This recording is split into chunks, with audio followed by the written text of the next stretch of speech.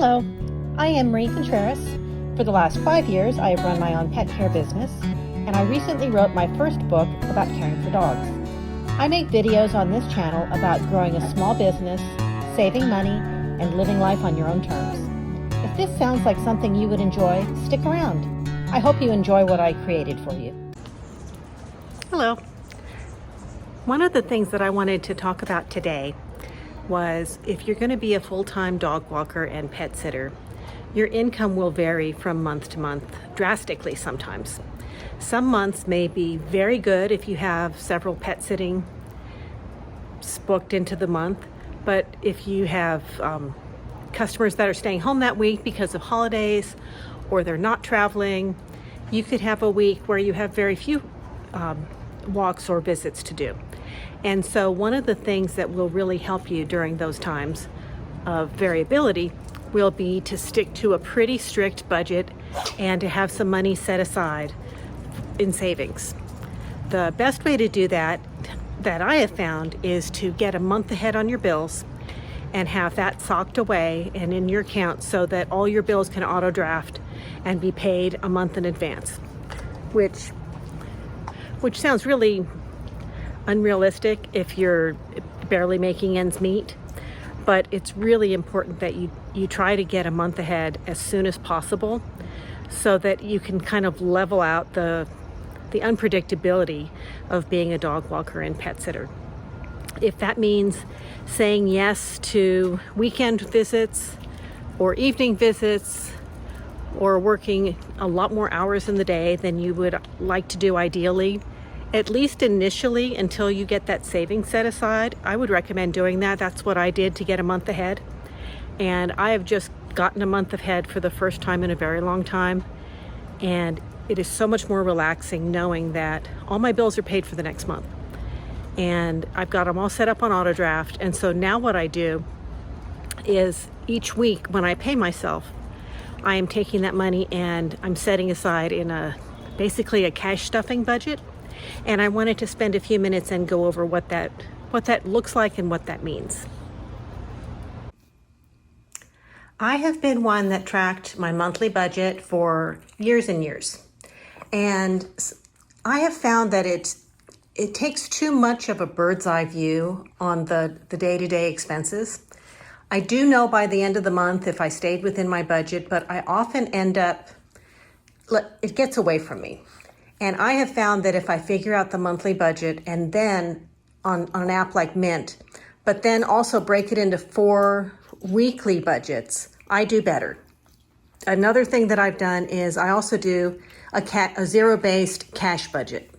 I have found that if I'm using real dollar bills and I can feel it in my hand when I'm spending it, I do spend a lot less. And I do categorize it. The way that I do that is I start with a regular journal. You can find fancy, expensive budget planners, and I think they're worth it if you can afford it. But if you can't afford it and you're on a very tight budget, all you need is a piece of paper. I bought this journal at the end of the year when all the journals are on sale, and I think I got it at Ross or TJ Maxx for like $5. So what I do is every week I figure out based on my monthly averages what my income goal should be. So for me, on average, I'm going to pay myself $12.03. Now my weekly may not be that. So what I do is I also write down what my actual was for the week. Now last week as you can see, this week I'm a few $100s short from my normal average. But that's how averages work. Some weeks are higher, some weeks are lower. Last week, I had a higher month, and so I was actually over by $158. So rather than spend that or treat myself, I rolled it over. And it was a good thing that I did because this week was low. So between the rollover and the actual, my real income with the rollover, because I didn't spend it, was $1,076. So it's still a little short from what my goal is, which means I have to adjust how I'm going to spend things. Now, there's different categories that I track. The first one is my fixed bills. These, I need to get, by the end of the month, I need to have the monthly amount in there. My HOA is always the same. it's about $440 per month. So my weekly will be $110. My mortgage is $820. So if you divide that by 4, it's roughly $206, and I round up. Insurance for home and auto is $55. My pet insurance, because I've got 2 cats and 2 dogs, and vet bills are very expensive. I have insurance on all my pets, is $20. I've got a home warranty that covers things like my appliances, my air conditioning, my furnace, hot water heater. Well, it doesn't cover my hot water heater because I'm in a condo, but it's definitely worth it. It has fixed my air conditioner and my dishwasher, and I like having it. SoCal Gas is very inexpensive here. That's for natural gas. That's $6 per week. DWP is the Department of Water and Power. That's my electric and my water. That one bills every other month, but I just average it out. It's usually about $100 a month, but sometimes in the summertime it can be a lot higher. So I just average it for $25 a week, which gives me a buffer. And buffers are okay. My internet is $15 a week. Amazon Prime is a subscription I have. That's $5 a week because I pay $20 a month. Then the next thing that I have to have every week is I'm going to have money for gas. And this is for my car. And this is based on my averages. The more pet sitting I'm doing, the more gas I'm going to use. And the busier I am, the more gas I'm going to use. So, and then also food. My food budget, I have a stockpile of food. I've got a freezer full of meat. I've got a full stocked pantry. On some of the weeks that are a lot smaller than what the average is, I can skip the food entirely. But I average at $40 a week, and I usually shop the sales. So when meat goes on sale or peanut butter goes on sale or eggs or butter or whatever it is that, that they run on sale, if it's something that I'm low on, I'll go ahead and stock up. Household items are things like cleansers and toilet paper and dish soap and laundry detergent, that kind of stuff. Pets are dog food, cat food, flea and tick medication. Miscellaneous is anything that pops up that I forgot about. And then the next category that I will go to is, I don't cash stuff this, but I transfer $250 a week to cover some credit cards that I'm paying off. Those are going to be paid off this year, but I'm being kind of aggressive towards them to get them knocked out. So $250 a week I'm paying towards credit. And then when you take the actual income minus my fixed bills, minus my variable expenses, minus my credit, it leaves you with $209 that I can put towards savings. And that's what my sinking funds are up here. The sinking funds are going to be things like an emergency fund, any trips or travel that I want to do, unexpected pet expenses. I have the insurance, but I've got a deductible and it doesn't cover 100%. It covers 90%. So if somebody needed surgery or some other major thing, and everything with a vet is major, so I like to set aside money for the pets. Christmas is something I try to save for. Car maintenance, you never know what can happen there. Home reno, I'm working on my condo, fixing it up. Insurance deductible, I like to have that set aside. Car registrations once a year, it's not till April for me. And then there's birthdays and things like that.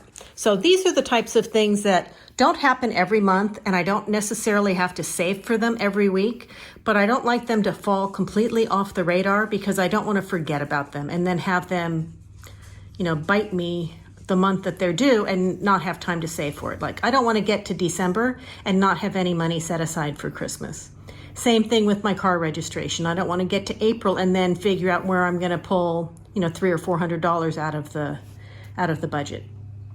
So that's basically how you work a weekly budget. Now, one of my favorite budgeters to watch is Baddies and Budgets. She sells budget planners and binders and all kinds of stuff that are super cute. And she's always counting money, and she started basically from nothing, and she's thriving, and she's kind of my hero when it comes to budgets and things like that. And she's a lot of fun to watch. When I want to relax and I want to stay motivated, I'll watch her videos one after another. And I find it soothing, but that's a topic for a whole other story. This is basically how I do my weekly budget. And then because it's a cash system, what I have is I've made my own binders. This one is my bill binder. And I just emptied it because it's the end of the month. And what I did was I pulled out all the money that I had saved over the last few weeks and I deposited it to the bank. So now all of my bills are covered for the next month. So everything for October is already covered. So this gives you a look at what the bills are. I've put down the dates that they're due, the weekly amounts and the monthly amounts. And it's just, this one is an A6 size binder that I bought on Amazon for like $8. And then I bought some little cash envelopes to go in there. So I've got one for my mortgage, one for my HOA, one for my home and auto insurance, one for my home warranty, pet insurance, Bank of America fees, those are about to go away. Utilities, internet, subscriptions, that's my Amazon Prime. Laundry is actually a variable expense, and I'm doing a lot of pet sitting the next couple of months, and my clients have allowed me to use their washer and dryer. I don't have a washer and dryer at my condo. I have to use the community laundry room, and it averages about $20 a month to get my laundry done. But I'm not going to have that expense because I've got a lot of pet sitting coming up. My cell phone is a cell phone I didn't have on there. My business pays the cell phone, but I'm still setting the money aside.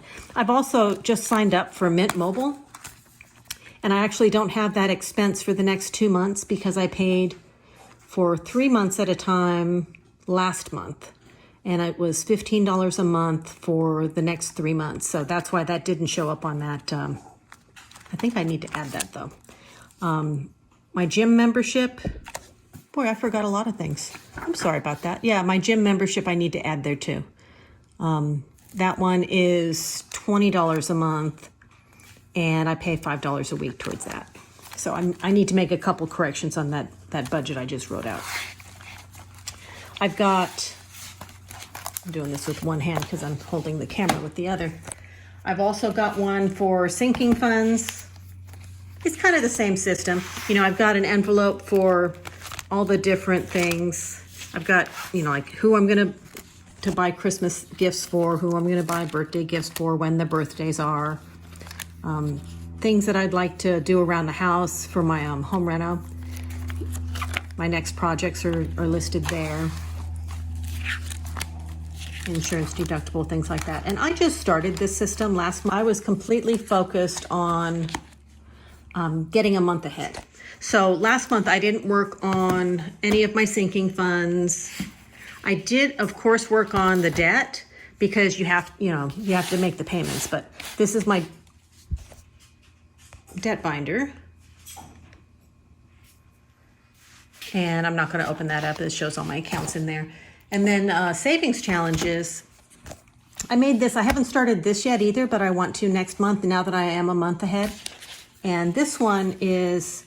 This is 100, basically 100 envelope challenge. I've been watching those, and if you take envelopes and you number them 1 through 100, and you put the dollar amount in each envelope that is associated with that number, by the time you're done, you have $5,050. And so I thought that would be a lot of fun. But I didn't want to spend the money to buy another system, and a lot of the notebooks that were online were not very pretty. So I wanted something pretty. So I got a pretty binder, and I bought some stickers with numbers on them, and I bought some business card holders that fit the binder. So that's what I'm doing here. But that's basically how I budget each month. And I just started switching to a cash system. I had been doing just a monthly budget before, and I found that I was zoomed too far out, and that I need to get a closer look to really succeed the way that I want to. I have some credit cards, and I've got a small mortgage balance, but if I stick to it and I keep everything on track, I should be done with the credit cards this year, and I should have the mortgage paid off the following year. So in 2 years, I can be completely debt-free if I stick to this plan. And once I've got that done, then it just makes life a lot easier, because if I have a good month, then I can save more. And if I have a bad month, then it's not a panic situation. So that's why I wanted to share the budgeting aspect of it, because regardless of what your business is or even what your job is, if you don't have a handle on your budget, life is just hard. And if you can keep the budget under control, everything is better. It's just the stress level is so much lower. So I thought I'd share that with you and just kind of go over the nuts and bolts of what I'm trying right now. And I'm actually really loving it. But if you want more video content about this type of budgeting, I will link below Baddies and Budgets, I think it is. Yeah, it's Baddies and Budgets. And she's been doing this for about 3 years online. And it's just kind of fun to go back to her earlier videos and to see where she started and where she's at now. I'm really rooting for her. She's doing some really great things. And so I wanted to make this as a tribute to her. She's really inspired me to get control of my finances and to be a better steward of the resources that I have. And it also has lowered my stress level so much. I had no idea that I could get a month ahead on my bills within the first month of trying this. And I didn't have a better month than usual.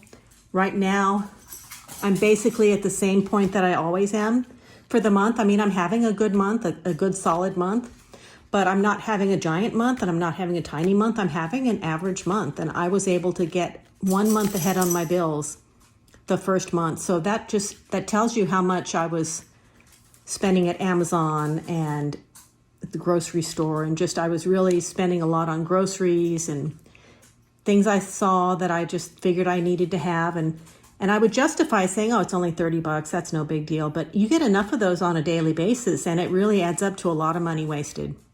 So this is what I'm trying. And I may do updates on this and just kind of show you how I'm progressing, because I have a feeling this is going to be kind of awesome. But I hope this helps somebody and inspires you to get control of your finances, because it'll make your business life better as well. And I hope you have a great day. Today's video is sponsored by Good Dogs, a foolproof guide for having happy and healthy dogs. Yes, I wrote this book. I don't have any real sponsors yet, but this is a great book. If you have dogs or you know somebody who has a dog, you can find it on Kindle, in paperback on Amazon, and now it's also available on Audible, so you can listen to it while you're driving. If you enjoyed this video, nudge the like button. If you would like to see more like this, consider subscribing. If you would like to read the blog or check out my new book, I'm going to leave links to them in the description. Thank you for watching. Bye till next time.